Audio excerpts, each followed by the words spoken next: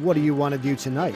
How's about we head to Russia, play some chess, go back to LA, see some stand-up, and ultimately crash into the Warner Brothers lot like a couple of 25-year-old cartoons? Oh, and try to take over the world. Welcome to Channel 8 and a Half. Hello and welcome to Channel 8 and a Half, a podcast about film, television, and pop culture. My name is Andrew Hanna. My name is Joe Galino. We hope you had a great Thanksgiving, and this week is a Watchlist episode. So, Joe, what are we watching this week? We're doing an array of things this week, Andrew. We're doing one old thing, we're doing one new thing, and we're doing one thing that's come back after a while. The new Animaniacs on Hulu just came out. It's a reboot of the 90s show. We're going to move into Kevin Hart's new stand-up special, and then we're going to finish off with our review of The Queen's Gambit, which is the new Netflix show that came out recently. We wanted to give people some time to finish it. Let's start off with Animaniacs. Let me ask you this first. Did you watch Animaniacs as a kid? I did. I loved Animaniacs as a kid. Okay, so did I. So we're starting off on equal planes, just like most people our age, at the risk of sounding like a BuzzFeed article. We are kids of the 90s. Well, they did say we are a key demographic, so. Okay, you caught that too. Yeah. Because if there's ever something to describe this show, it's really trying to A, hold on to the 90s, hold on to that nostalgia, and B, be meta. Yeah. I don't want to bury the lead here. It kind of bothered me. I know. I remember you mentioning that before I got a chance to watch it, but this is my type of humor, and I really enjoyed it just from the start with the Jurassic Park opening. I thought that was so perfect. The Jurassic Park opening was brilliant. It was a brilliant way to open the show. And from there, it leans heavily into the fact that, hey, we're the same, but we're different, but we're still the same. So don't worry. Don't be afraid. I feel like Animaniacs being Animaniacs, they had to be this meta because they were always somewhat meta. To an extent. Being on the Warner Brothers studio lot in and of itself is meta. Very meta. Yeah. It is. You know, the fact that they are cartoon characters that live on the film studio lot, it's weird. And that's not something you'd ever think would work. Well, and their names are the Warner Brothers and the Warner sister Dot, which is the Dot and Warner Bros. But it was always referencing current events and things like that. So, I mean, just right off the bat, you had Bill Clinton playing the saxophone on top of the tower, and I didn't mind it. I wonder, I've only watched 2 episodes of it because I didn't have time to watch the entire season. Did you watch the entire season? I watched the entire season. Does it sustain throughout? It does. It sustains the entire time. And I think that's to its detriment because it felt to me too much like it was trying to just reference the fact that, hey, we're a 90s cartoon and not trying something new. For anybody who hasn't seen the show or seen it all the way through even, a lot of the characters from the original cartoon, they don't bring back. They don't bring back the Good Feathers. They don't bring back the squirrel, but they only bring back Pinky and the Brain. That's the only other cartoon that they bring back. And I think the Pinky and the Brain bits work the best because it's trying to create new stories within the 2000 and now 20s. Yeah. You know, the first episode of Pinky and the Brain is the same thing. You know, they're trying to take over the world. What are we going to do tonight, Pinky? Brain tries to take over the world using a cute animal video that he tries to make go viral, which has a hypnotic subliminal message inside of it. Like a filter. Exactly. To brainwash everybody. That's great because it's, okay, you're taking the new technology, you're taking what is existing in today's world, and how would they take over the world? They would do it via the internet. Yeah. Fantastic. Do they lean a little bit too heavily into, well, what is this social commentary? A little bit newfangled technology and all that? Maybe for some, you know, your mileage may vary. I thought they did try a little bit too hard. And I thought that the tone of this show was a little bit more caustic than the original 90s one. It felt more mean-spirited as opposed to zany, in my opinion. I wish I could have watched the old ones because I can't even compare because I haven't seen an episode of Animaniacs in probably 2 decades. I watched a lot of the old stuff also in preparation for this, and a lot of it isn't politically correct, so it would not hold up to today's standards. You know, they got rid of one of the most famous lines, the "Hello Nurse" line, and they got rid of that character when you know the nurse she's wearing a very skimpy outfit and she's blonde, and Wacko and Yakko go, "Hello Nurse," and Dot also gets in on that too. They remove that, and a lot of the more risque sex related jokes aren't in this. It's more Well, I mean, meta what commentary jokes in the new one. what's his name, from the Odyssey had pubic hair coming out of his Yeah, a lot of political stuff. They also did political stuff in the original though too. But I also but I think think the monoculture back then was a lot easier to satirize things, whether it be political or Hollywood stuff. yeah. Now, whenever you do political stuff, maybe I misremember also. I wasn't an adult in the 90s, otherwise it would be strange. I don't know what the reaction was to the political stuff back then, or there wasn't the internet for there to be this all encompassing voice that everybody has. So maybe it would have been the same. I have two things to say in regard to that. So the first is I wonder how much they can sustain the current event commentary that they're doing now, because as I mentioned, it was written in 2018 and it's coming out in 2020, and oh, they're TBD, we don't know who the president is, that whole thing. Mhm.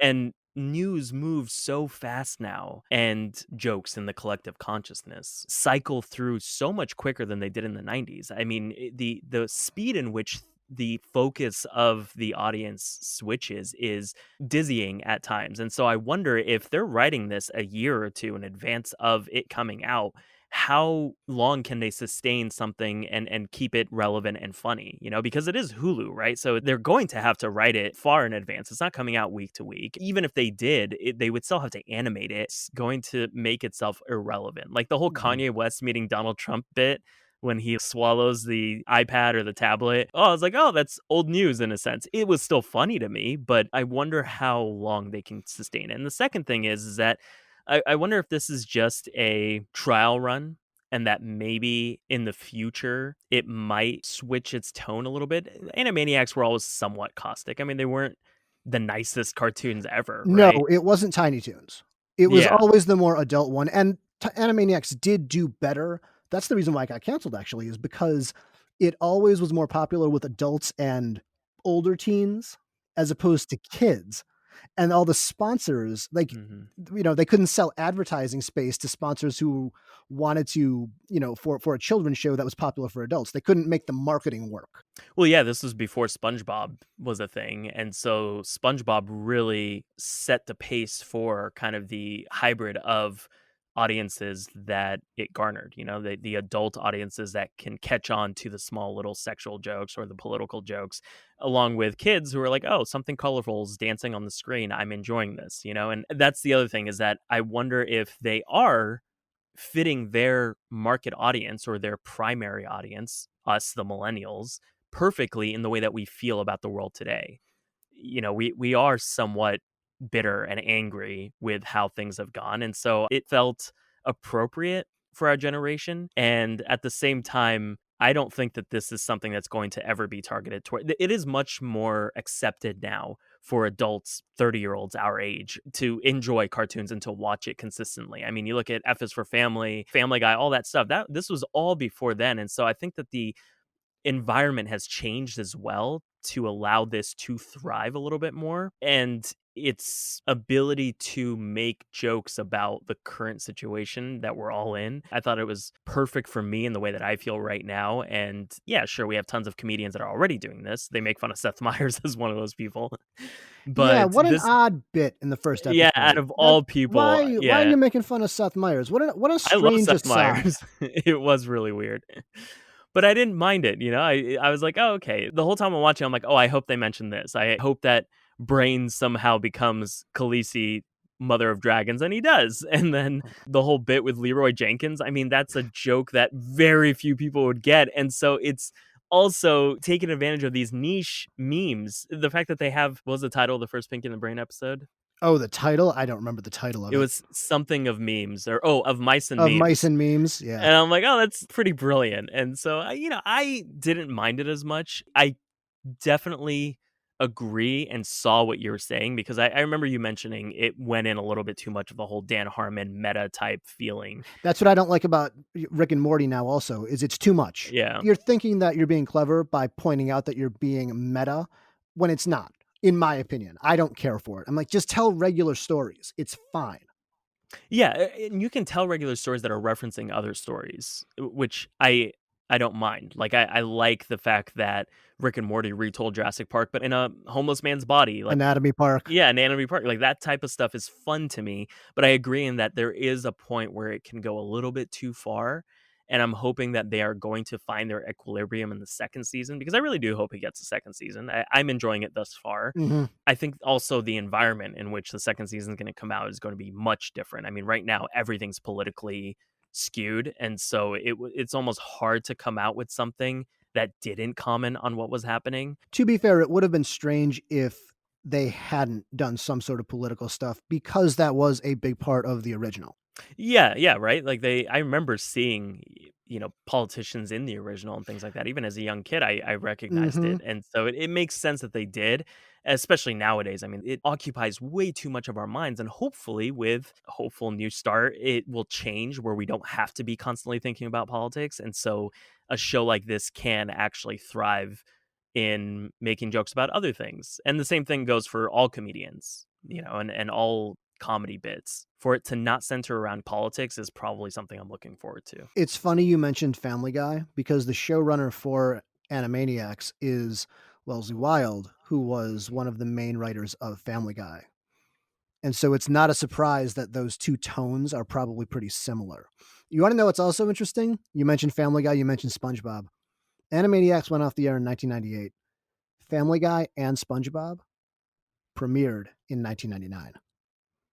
Yeah, I think they saw an opportunity that was untapped, which is a cartoons for adults. And that is really something it's the same thing with video games as well. I mean, our generation is the first generation that is going to play video games into their old age, right? The acceptance of it, even when I was at my last job, a lot of the leaders were either baby boomers or Gen X. And anytime I'd say, "Oh, I was playing Modern Warfare the night before," it'd be like, "Oh, you play video games?" And it's like you see the difference in thinking, whereas my colleagues who were millennials were like, "Oh yeah, I mean, I was playing this, playing that," and it makes sense that the year after they saw Animaniacs and thought, "Well, if this is doing well with adults, then why don't we make something explicitly for adults?" Mhm. And it worked. It's changed. I wonder how well this did. I want to know, like, Yeah, I want to know that ratings. too. They're never going to Yeah. release them. It's like Netflix. Netflix vaults that up like Fort Knox, unless they have something good, which we'll talk about with Queen's Gambit. And then they're real ready to be Proud like, of that oh one. yeah, they're like half of the world watched Queen's Gambit, and then you go, Yeah. hey, what about this other show? And they go, let's not talk about that. But I'd love to know how this did, just and who watched it, like who this was for, because it seems like it was for us, you and me, our Yeah. age bracket, Well, and the fact that it came out on Hulu as and well. the I fact mean, that yeah, and came out on Hulu, but like our kids, our parents, I should say, putting this on for their kids in the way they would for a cartoon. Like let's say Tiny Toons came back, right? I think Or kids are even like DuckTales, which DuckTales yeah. recently came back. DuckTales is very much for children. And I watched it too, and I liked it. I enjoyed it. I love the theme song. Talking about good theme songs, they're just going to remake Oh all the yeah. cartoons with good theme songs. But I want to know who actually did watch this. I'm wondering that as well because I have two thoughts on that. Is the first is a lot of the cartoons do infuse in a few little jokes here and there that kids might not catch on to, but a show like Animaniacs, kids are far smarter than they were when they were our age. Like That's we were true. somewhat sheltered, whereas now in the age of TikTok, Kids are so smart now. the generation of WAP watches Animaniacs, they're going to know what is going on. So I They're going to get wonder that fingerprints joke in the original. exactly. Oh, one of the most iconic jokes of that show. But, like, as a kid, I would have never caught on to that, but No. kids these days would definitely catch on to that, and the internet has changed everything. And so, again, I wonder how this is going to be received. This is such an interesting thing to come out right now. And I think it's too new to actually know that. Yeah, yeah. I don't think a lot of people know that it even got rebooted. I don't think so either. I think there was a lot of promotion for DuckTales, or at least I remember it was, because that came back and they released the theme song, like with a bunch of the actors singing it. It was a whole big thing. This really didn't have as much of a release, I don't think. When they first started working on it, the announcement was pretty big. I remember us actually talking about Hmm. it briefly.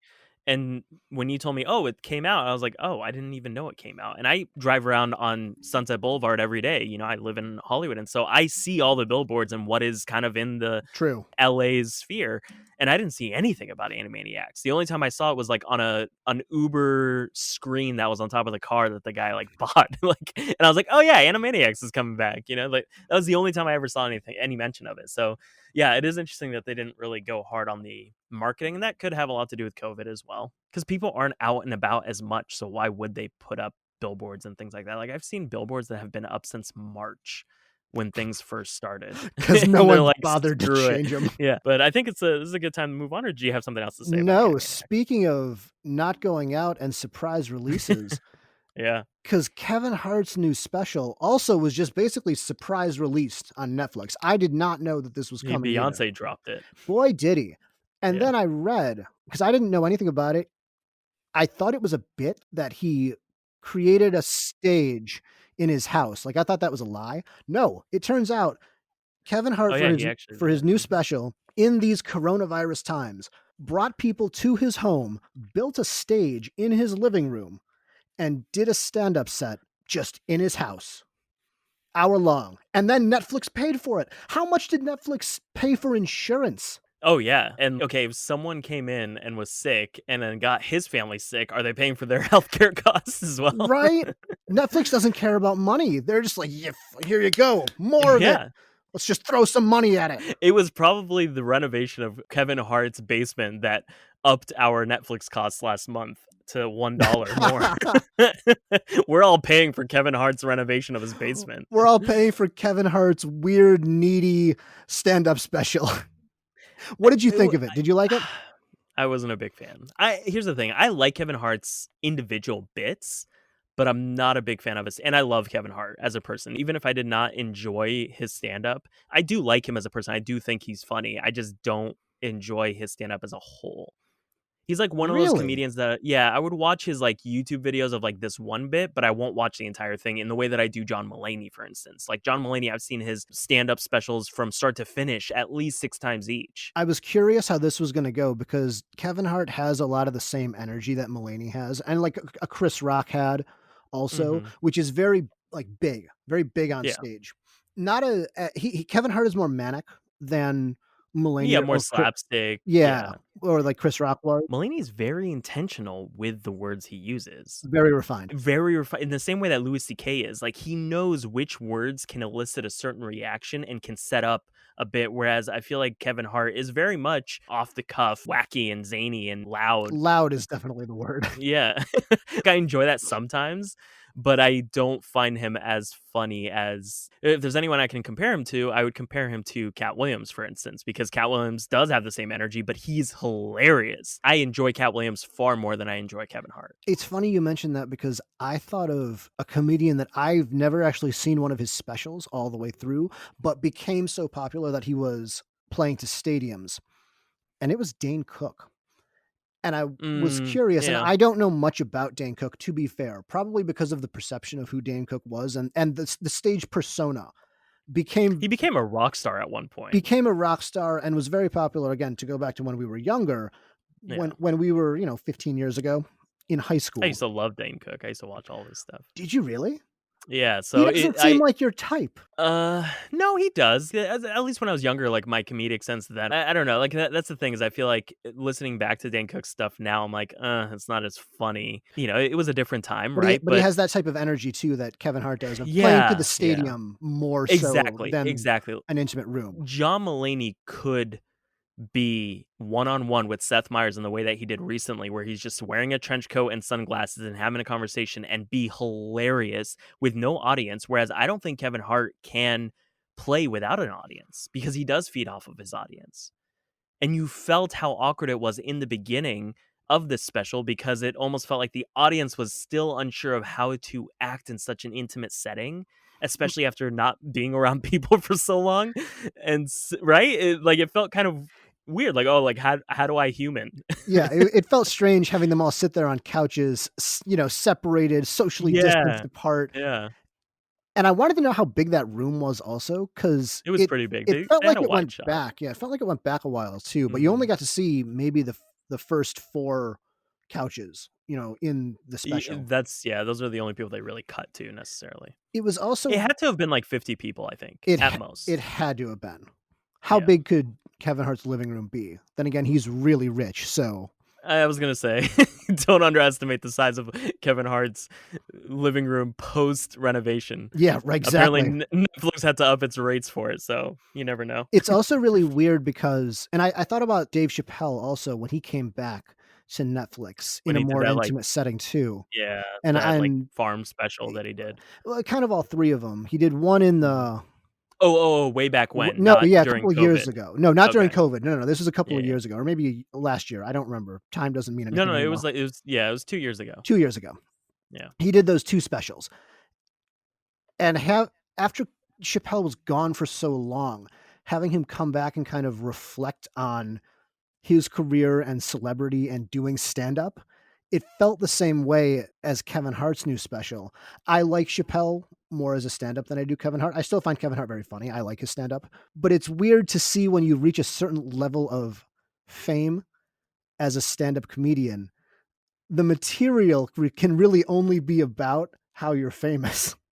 Well, yeah, right? They're not having day-to-day conversations. It's the same No. way as, when Kanye West was making really good music until he became super famous and he had no experiences to draw off of. And so that's something that we've talked about in the past as far as directors as well, is when you have too much of a budget and you're kind of living in the Hollywood world, that's when your art starts to suffer. I forgot which artist it was that used to take a busing job and would like bus at a cafe just to keep himself grounded. What? I've never heard this Yeah, story. I'm trying to remember who it was, and they would literally just work in a cafe to remember what it's like being on the ground level in a sense, right? And so, but I also think Dave Chappelle has started something that you are starting to see a lot more because Dave Chappelle no longer does comedy. Dave Chappelle is Socrates and Aristotle now. Boy, is he. Dave Chappelle just goes up He's an there orator. and just he could sit on there for 2 hours and just contemplate the nature of life, and people will just go and watch. Exactly. I would watch too. It's a very intimate setting, and it's interesting to hear someone that we revere just talk about life and his experiences and what's going on currently. I think that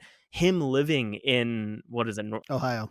Ohio, is in a sense taking a job at a cafe and grounding himself. He's around normal people more often than he is around Hollywood people, which that's also another thing is maybe you shouldn't live in Hollywood or New York, and Mhm. he's not afraid to get a little bit dark and contemplative in Introspective. this introspective. Yeah, and the same thing happened with Patton Oswalt after he lost his wife. He Mm. talked about it on stage. Aziz Ansari, after his whole Me Too situation, he went on and talked about it. And so we're starting to see something different when it comes to the world of comedy, where it's not so much about laughs as much as it is about just a philosophical conversation that happens to have jokes in it, Mhm. you know? So it's interesting to see where comedy is going now, especially after the last 4 years, right? Things have changed a lot. Whether it's Black Lives, Me Too, COVID, or the last administration, the world feels somewhat darker, and maybe it has always been dark, but people are starting to see it a little bit more. And so you can't really walk into a room and do jokes about stupid stuff. You Mhm. kind of have to say something about it. It's the elephant in the room, right? And so seeing how they navigate through that is very interesting to me. How did you feel about Kevin Hart calling COVID the vid? I'd never heard anybody call it that before. Whenever I hear somebody joke about The coronavirus, Rona. the Rona, exactly. Yeah. I was caught off guard, and he says it a lot in the beginning. He goes, Yeah. I got the vid. I got the vid, Yeah. and I'm gonna call it the vid. And I'm sitting there going, wow, this is throwing me. This is strange. No one's I ever said wonder that. if he coined it or shot this before the Rona came out. He had to have. Yeah. Which maybe that's why Kevin Hart's a professional comedian. He goes, everyone's calling it the Rona. I'm gonna call it the vid. So did you like this? I I don't know. Which is the worst thing to say on a show where I'm supposed to give opinions about stuff.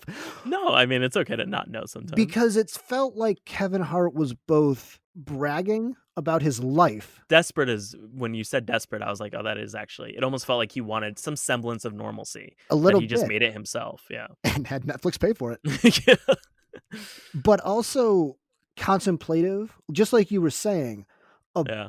about his life. Because again, he never mentions it in the special, but kind of talks his way around it. When he got fired, for lack of a better word, from hosting the Canceled, yeah. 2018 Oscars. Yes, he says they can cancel me for what I'm about to say. I don't Yeah. care. And I'm sitting there going, but just because you said they can cancel me, now it gives you permission in your head to say whatever you want now. And it's Yeah. kind of like what Animaniacs does. They're trying to have their cake and eat it too. Talking about meta humor. But there's a lot of bits where he's describing things about his life that should make him seem just like such an arrogant prick. But then he kind of apologizes for it immediately afterwards. Like there's a bit where he's talking about his kids going to I think it was Disney World or Private oh, yeah. whatever amusement Oh, park. no, it was when they went with their mother, yeah. They go with Yeah. the kids go with their mother to like an amusement park, and he's so famous and rich that he gets to pay for them to cut all the lines. But they have to walk past everybody standing in line. And he tells his kids, "Don't look at those people. Like just keep your eyes forward." Yeah. And I was Also like, flying private, he talks about that too. flying private too, exactly. Yeah. Like his kids have to go check through actual TSA. And you're sitting there going, I should hate this guy for this. Because you're not allowed to have problems because you're super rich. And so you get things like that, but you're not allowed to complain about them because you get things that nobody else gets. But he is a talented comedian and he would come back at the end and it would be a good bit and it would make me laugh. It's because he's cognizant of it. I guess so. But at the same time, I'm sitting there going, you're trying to trick me and it's not going to work, but you're also funny. And I don't like that I'm laughing at this because I know what you're trying to do. But it is still funny. I think it does have a lot to do with the fact that he is upfront and cognizant of it and is very, like, he comments on, I know the fact that I'm rich and out of touch. And so what I'm saying now, you probably can't relate to. And I don't mean that in a cocky way. It's just, unfortunately, that's all I know right now. And so I think the fact that he recognizes it and mentions it is imperative for that bit to work. Otherwise, you're sitting there like, oh, I wish I had your problems. Exactly. And at the same time, like you're saying, yeah. He does then go into relatable problems of going, well, I'm getting old and I just don't care about anything anymore. And what are my plans? Doing nothing. That's all I want to do. Yeah. And I'm fine with it. So there's a weird relatability to it that he is obviously cognizant about, but then it becomes, and now I'm going to sit in my mansion and not do anything. Yeah. Yeah. But I mean, when he said, I feel uncomfortable anywhere but my home, I was like, oh, that is how and that's what I hear from a lot of friends is like, I got locked out of my apartment for 2.5 hours, like 2 weeks ago. And I was paranoid I didn't realize how just uncomfortable I am in the outside world now because around every corner could be the Rona or the vid. And so I'm just like, I want to be back in my safe space. Just a dude's going to pop out of the corner and lick you and be like, you got the Rona now. Exactly. Cardi B, it's coronavirus. So yeah, it's it's interesting. There were relatable parts about it. I didn't laugh really throughout most of the I didn't laugh as much as a lot of his other specials. I don't know if that has to do with the setting. I don't know if it has to do with the tone, or maybe just his earlier specials were more relatable. I don't know. Probably. I thought it was the fact that I'm not a big fan of Kevin Hart's stand-up. I was like, oh, okay, I expected to be somewhat underwhelmed. Like I wasn't expecting much, but it was a little bit less funny than I thought it was going to be, to the point where I was surprised that people in the room were laughing and they put a laugh track. If you're going to bring people during coronavirus times into your house to do stand-up, that those were the diehards. No one's just going to go out and say, hey. Well, they're probably friends, honestly. Maybe. Like friends and family. There's no way he brought in, because one, if you brought in strangers, they know where your house is. That's true. That's the other thing, is there were very much yes men in that room. That not to say that people wouldn't enjoy this. I'm sure people do. He's just not my type of comedian. Yeah, you just don't dig him as much. That's okay. Yeah. And that's so much of that's the problem with any comedy, really, is that it ages poorly, as Kevin Hart's stand-up will show you, and B, it's so subjective that it's so hard to get that mass appeal, even when you're the biggest comedian in the world like Kevin Hart. Yeah, I can't even say that I thought it was bad as much as I can say that I just didn't like it. Exactly. You know what I mean? Like, whatever you find is funny, enjoy it. You know what? I'm now thinking through what I just said. Is Kevin Hart the biggest comedian in the world right now? He's probably the biggest comedian in terms of box office draw in movies right now. Yeah. Oh, him and The Rock. And I wouldn't even say The Rock is necessarily comedian. The Rock is not a comedian. Yeah. But Kevin Hart, when you're talking, I don't you know, shut man. your mouth when you're talking to me. The Rock is borderline comedy action. No, but I mean, the Rock, you're never gonna He's put. Will Smith. I wouldn't say Will Smith is a comedian. So yeah, I'm not saying he's a comedian. I was joking, but because I know you look like you're just But now I'm starting to think though, Will Smith isn't a comedian, but he is got his big break on a sitcom. from a comedy show. Yeah, that's what I'm saying. Is I think there is a certain comedic actor, but at the same time, No, he's he's not a not comedian. he's not a comedian, right? Whereas Patton Oswalt is an actor, but he's a comedian. Yeah. Ben Stiller is not a comedian, but he primarily acts in Oh, that's right. So so is Ben Stiller a interesting. Is comedian? I would call Ben Stiller a comedian mostly because so much of what he started was Is comedy. comedy, but so is Will Smith. See, this is an interesting conversation to have. Is what constitutes as a comedian? Do they have to do stand up? Do they have to write? That's Yeah, the because other most thing. stand-up, yeah, most Yeah, comedians they're doing stand-up, they're doing sketch, they're doing whatever, some sort of, Daily Show type show where they're kinda half sketches, half just, yeah. bits. Or they're right But on the Ben show, Stiller like but Ben Stiller did do the Ben Stiller Show, which was, sketches and whatnot. Is Ben S what? I'm so confused. maybe this is a conversation we should have. Now I need to because he did Reality Bites, and Reality Bites is it's more of a drama than anything else, and that was made in 1994. Yeah, it's a drama that is funny at It's no, I times, would call right? yeah, I Or it's would a call dramedy. Reality Bites because that's the first thing he directed, I believe, which is more of a dramedy. I mean, I don't think in 1994 there was the genre of dramedy that we now know as dramedy. It was probably billed as a comedy in 1994, I don't remember, but I think Ben Stiller might be an anomaly because when you think of comedian, I usually will think of stand up. Like Jim Carrey did stand up for a while before he oh, became yes. a comedic actor, right? So He was also on In Living Color as well, so he did both sketch and yeah. stand-up. Rare. You either do one or the other. Very rarely do you see guys do both. Jim Carrey is a comedian.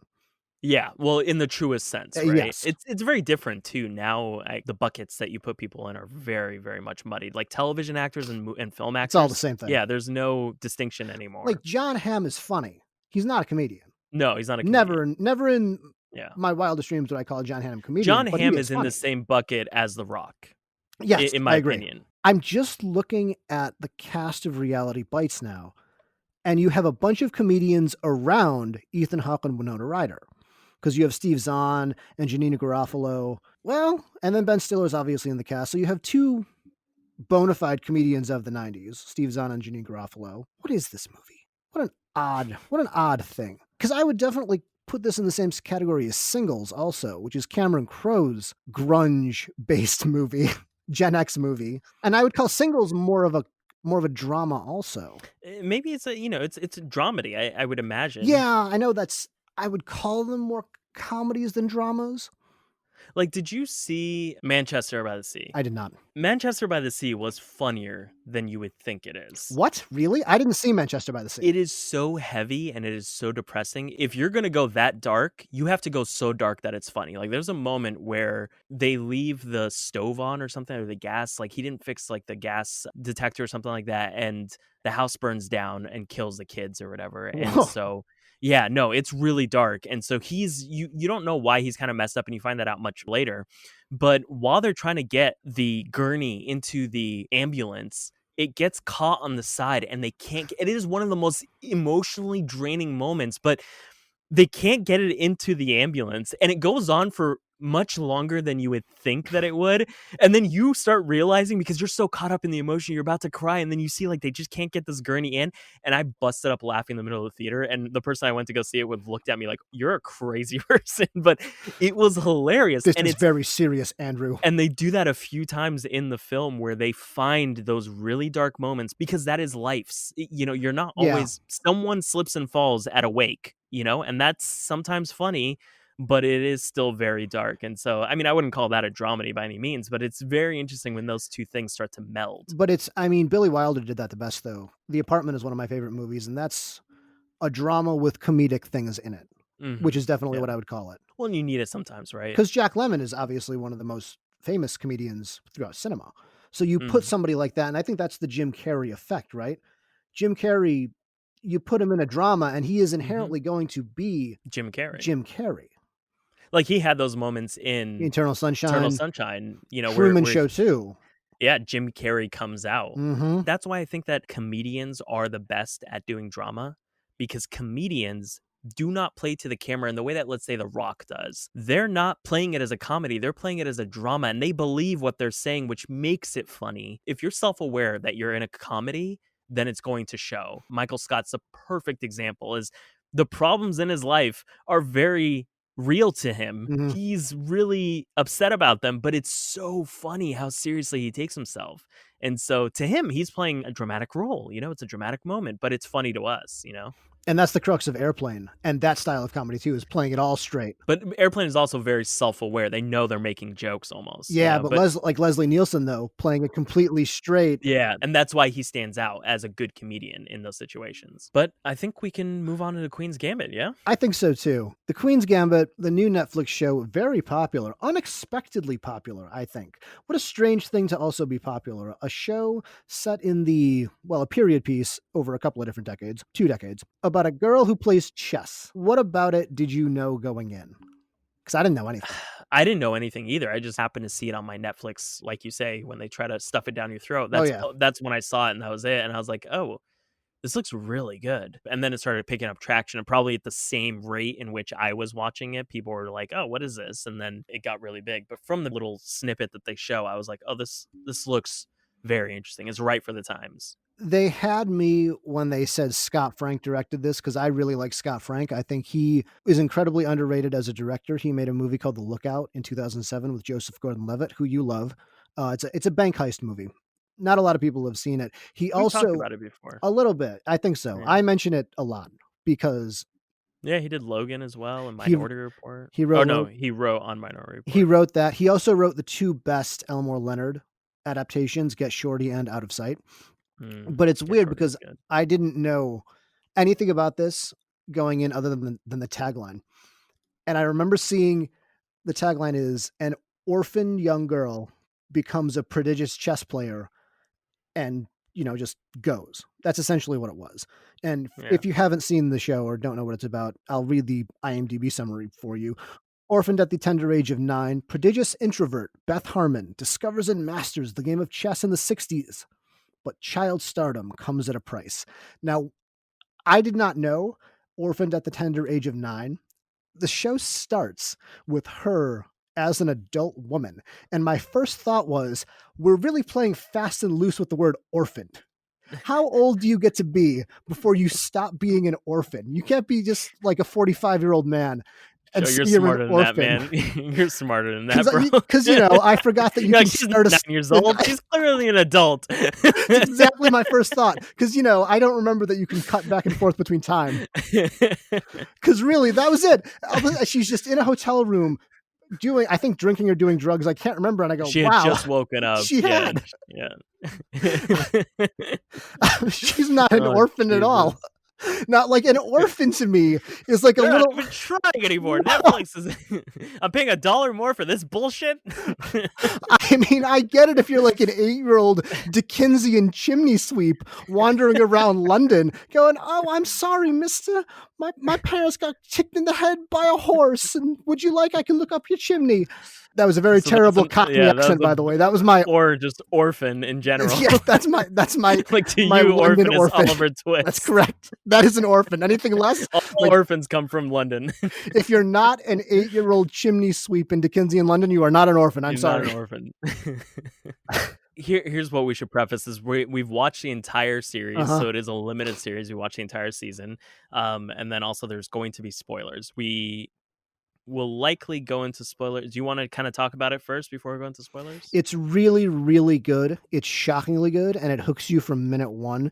It's definitely worth a watch. I also think that this is something that it can't be spoiled because it does exactly what you think it's going to do, and it doesn't matter. It's still really enjoyable. Yeah, Christina had actually moved further ahead of me because I was working on other stuff, so I would kind of hear it in the background. Oh my god! And she she Netflix cheated on you by watching ahead, right in front of my face, right in front of you. And so I would see. She didn't even watch the show. She just looked at you as it was on. Yeah, exactly. Yeah, stared me dead in the eyes and just kept pressing next on every episode. I'm making her pay the extra dollar. I'm really, obsessed with this whole dollar thing You're about really Netflix. upset about Netflix and this dollar, man. I was upset until I found out that they took down Chappelle's show for Dave Chappelle just because he asked. Because he said, "Hey, man, I'm not getting paid for the residuals. Take it down." I respect that. They're very smart. They knew it was a good PR move, but I also think that they would have been fine in a PR lens if they didn't, because they did everything on the up and up. It wasn't even them that screwed him over. No. Also, Netflix doesn't need Chappelle's show. Netflix has everybody anyway. Well, yeah, and they're like, oh, why not continue this relationship with Chappelle and Yeah. maybe in the future give him a cut if we do want to end up putting it on. Yeah. But anyway, going back to Queen's Gambit, I had known what was essentially going to happen, but I was still enjoying every minute of it. This is a show that is, once every couple of years, once every decade, that you get a show just this solid. A lot of that probably has to do with the fact that it's a limited series, so there's really only so much you can screw up about it. It's also based on a novel, and so that's another thing. And novels, I think, in the world of Netflix, Hulu, and all of those, novels are now likely going to be adapted in this way because it just makes sense. They're too long to condense into it. Like, this could not have been condensed into a film for you to get the full effect, in my opinion. It could have been the easy sports movie version, which would have been, and I probably would have liked it and enjoyed it. Yeah, and the writer of the book, The Queen's Gambit, also wrote The Hustler and Mhm. Color of Money. And so obviously his work can be condensed And and then can be wrote condensed well. Drinking Gin in Mexico for the rest of his life. Exactly. But this was worth every minute. It is, in my opinion, rare for a piece of work to have kind of the, I guess, golden ratio, in my opinion, where a story can be both exceedingly intelligent, explores the dark attributes of human nature, while also possessing the perfect balance of heart and inspiration. Like, a lot of times good character pieces or cerebral stories will forego the optimism and the heartstring moments for a more straightforward kind of dark exploration of the quote unquote human condition. But I'm always pleasantly surprised when storytellers allow for those emotionally satisfying moments and character pieces about addiction and some of the other themes. Oh, yeah. It plays a lot into those themes of the artist, let's get pretentious about this, the artist Yeah, the artist struggle, struggle. Yeah. because Walter Tevis, who wrote it, wrote The Hustler at such a young age and wrote The Hmm. Man Who Fell from Earth, and then spent the rest of his life trying to kill himself in Mexico with gin. Which funny. Oh, that's interesting. You didn't know that? Yeah, no, I didn't realize that. Mhm. But anyway, like, for as great as I think that those types of artist struggle films are, they can be emotionally exhausting. But I think it is far more powerful when a story like this depletes you emotionally, yes, but repays it tenfold. By the end of it, I was still feeling very inspired, and it was just a perfect combination. Again, the golden ratio, in my opinion, of just balance. Because it hit those sports movie beats. It really Yeah. did, in a way Yeah. that is, Mhm. I'm not saying that in any negative way.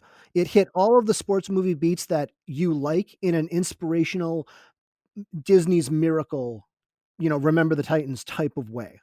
And I'm going to talk about this later, but in a very different world, which I think Mhm. works. I was surprised, but not. Like, the moment when she gets on the phone and all her friends are on the other line toward the end, that's an obvious moment in a sports movie, but surprising for this because it was so feel good.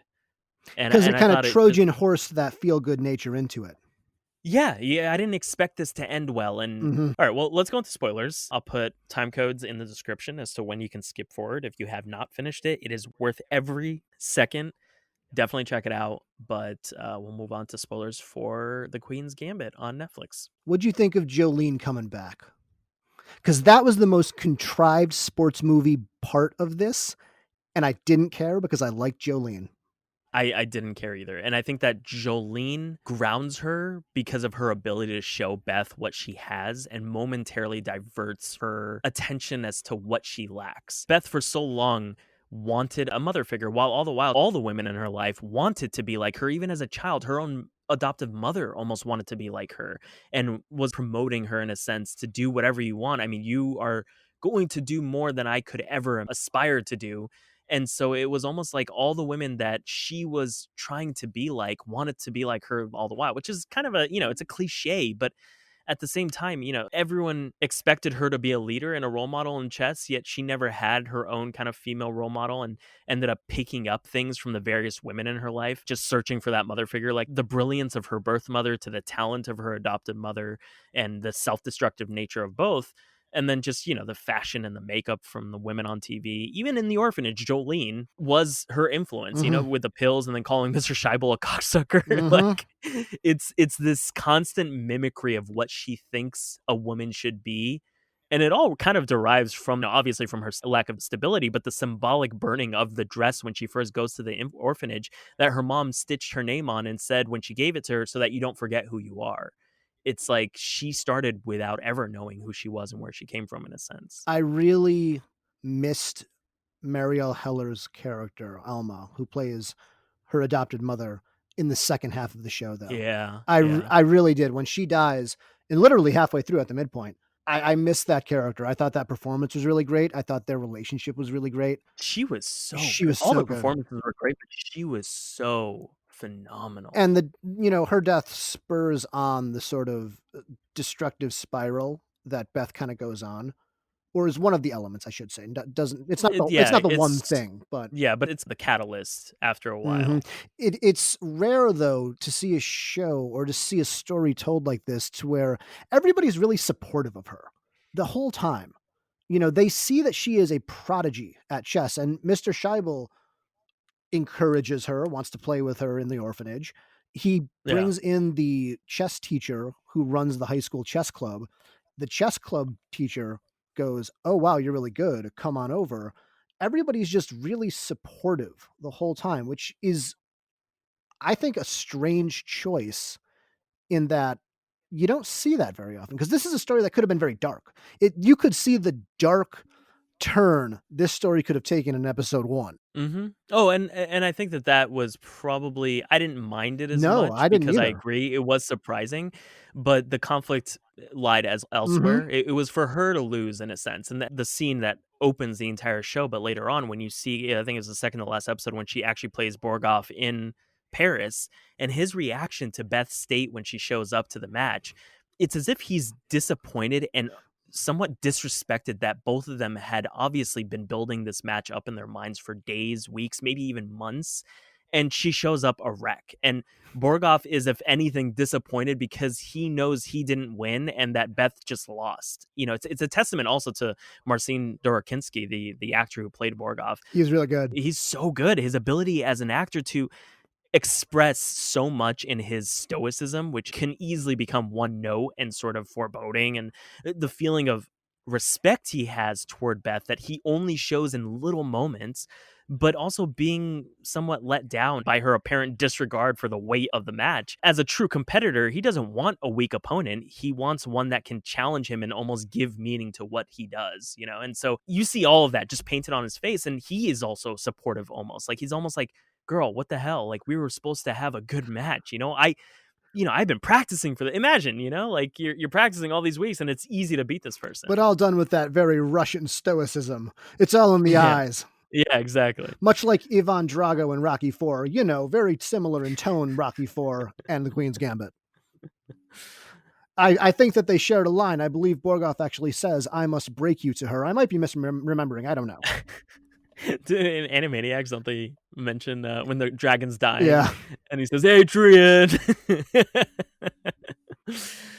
I think that the reaction of the people as they lost, some of them did get up in kind of a fury, but Mhm. just their graciousness, they were almost just happy that they got to see someone elevate chess to a new level. Yeah, And I even thought that as was as interesting. she's moving up the ranks, Harry Melling, who is Dudley Dursley in the Harry Potter movies, Hmm. he plays Yeah. someone who's a blossoming grand master, and he needs to beat this person. Can I say, Uh-huh.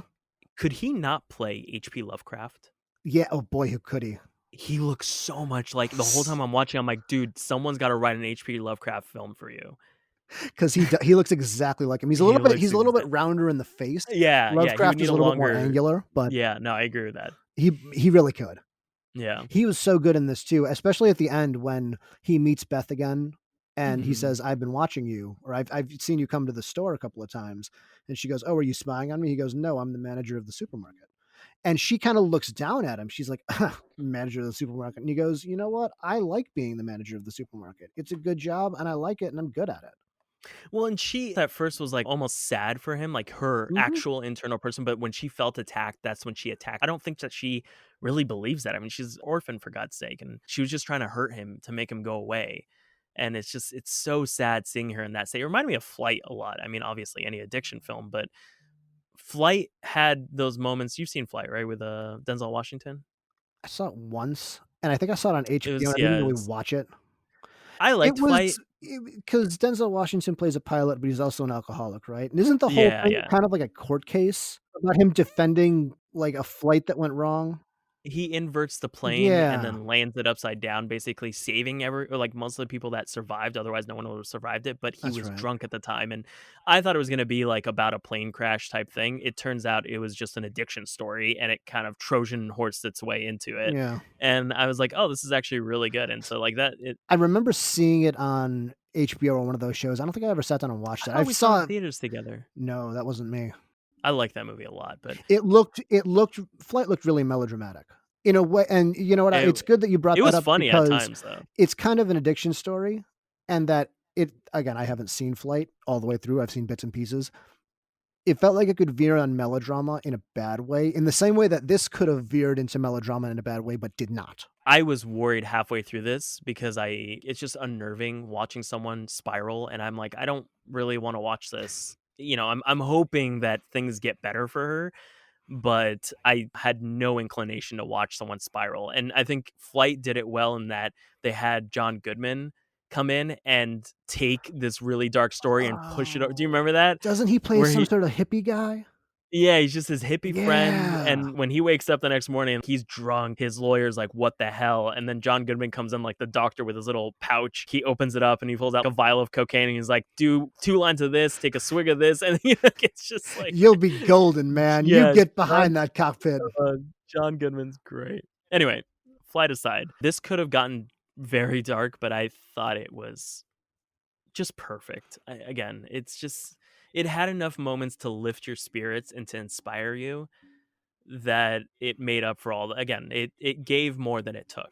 If I was going to criticize it a little bit, which it's nitpicking, but Yeah. Jolene coming back could be seen as contrived. Also, Thomas Brody Sangster's role, um, Jojen? Is Jojen that Reed, thank you. Yeah, yeah, yeah. He was kind of strange and felt a little off to me. But I think that was also the point of his character that he was, he's wearing this fedora and he's got this weird He's pencil mustache, and I'm sitting there going, but mustache looks fake. Did you glue that mustache on? Is this part of the bit? he reminded me of what a nerd thinks cool people look like. He crafted his entire image around Indiana Jones, even though Indiana Jones wasn't cool at the time. That kind of Hadn't thing. come Like, out yet.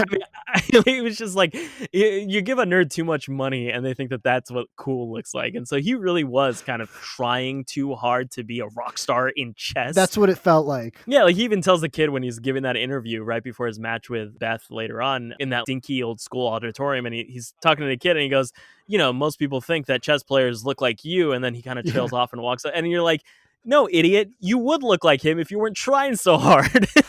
It's as if somebody said to him, "Hey kid, you know what's cool? Hats." And he's like, "Oh, Yeah.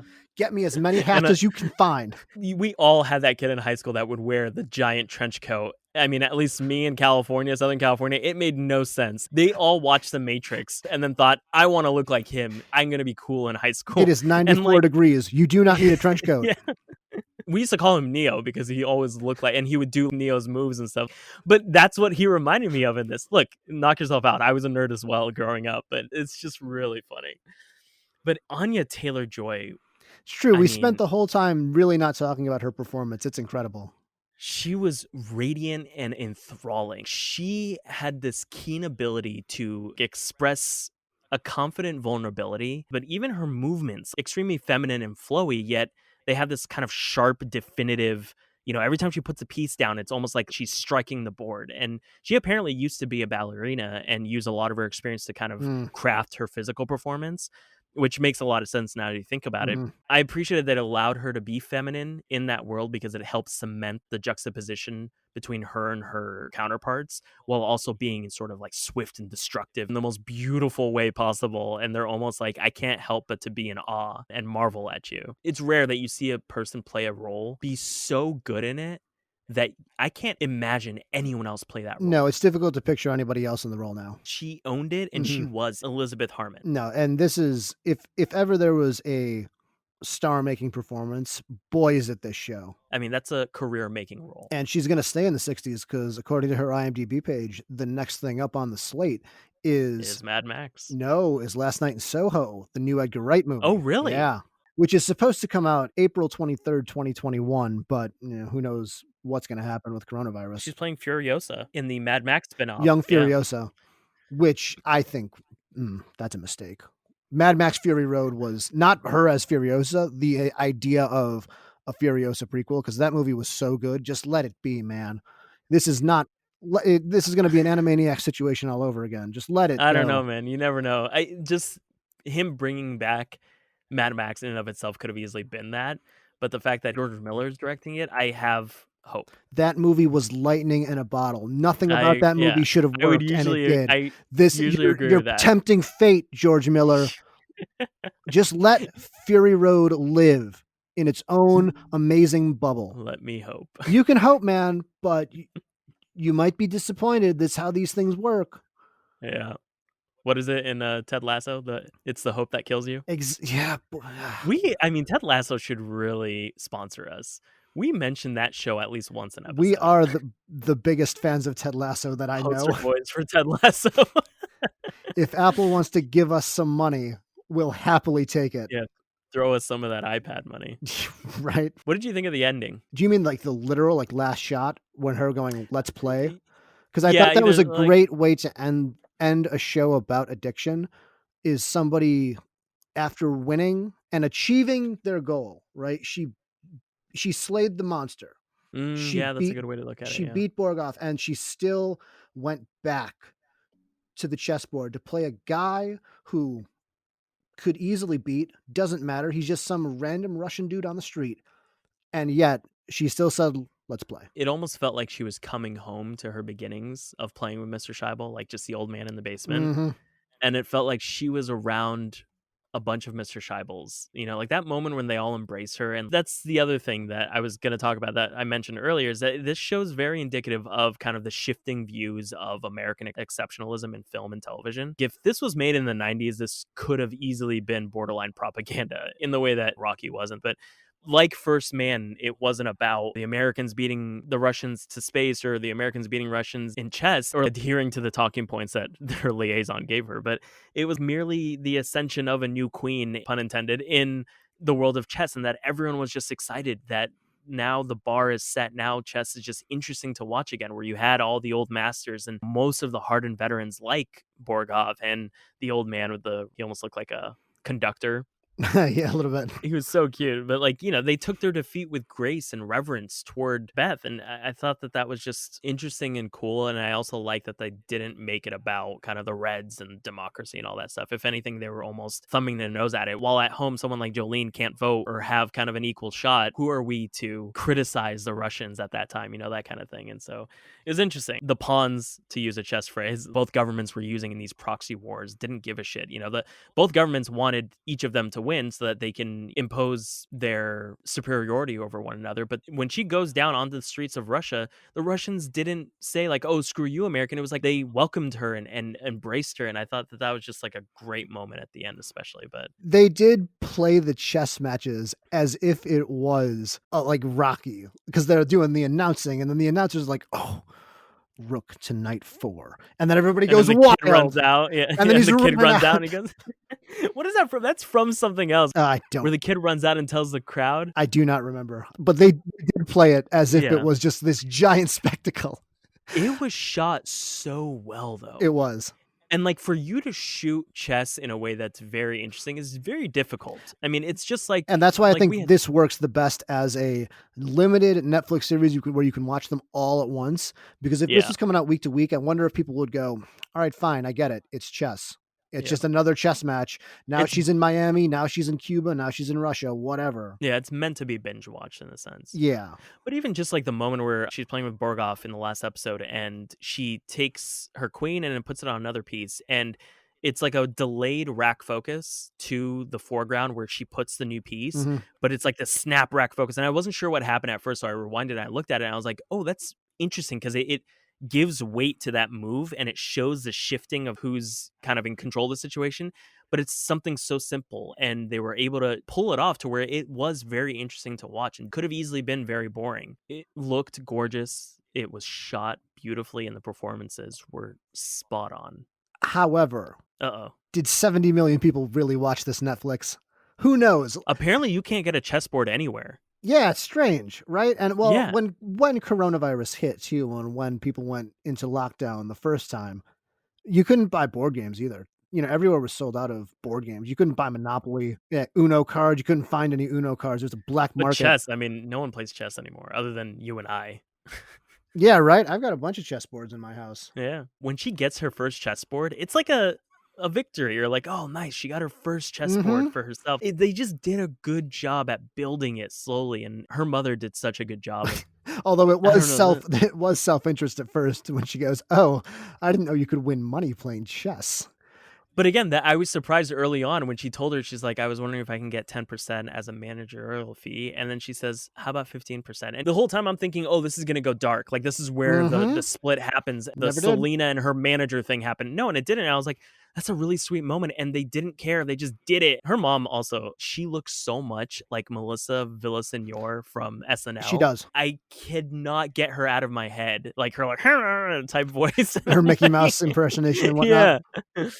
But she was so good. And I love like when she goes into the hotel room in Russia, she goes, this will do nicely. I just love the nods to her mother. And it was so sweet, their relationship. Overall, this show was so good. And it needs to stay this way, and they should never do a sequel ever. I don't think they will. I hope not. I hope not too. There's no more book to write. This is not a Hustler, The Color of Money scenario.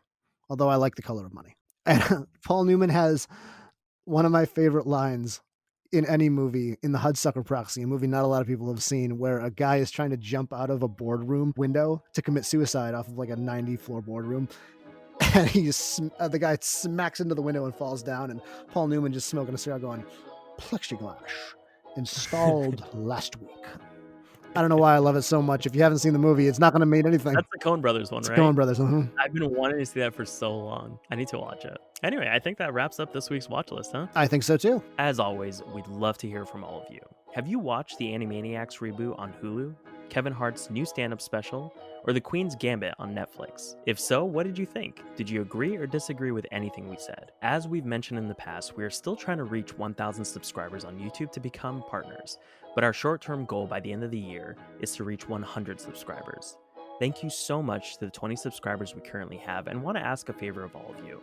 If you're able to share the podcast with just 5 of your friends, especially if you can get them to subscribe on YouTube, we could reach 100 subscribers by the end of the month. Regardless, thank you all for your support thus far, and we hope you're enjoying the show. If you have any ideas for a theme you'd like us to discuss, or a film, TV show, anything pop culture, let us know on YouTube, Instagram, or Twitter. You can find all those links on channel8.5.com. That's channel8.5, completely spelled out.com. We have new episodes every Thursday. Until next time, my name is Joe Galino. And I'm Andrew Hanna, and this is Channel 8.5.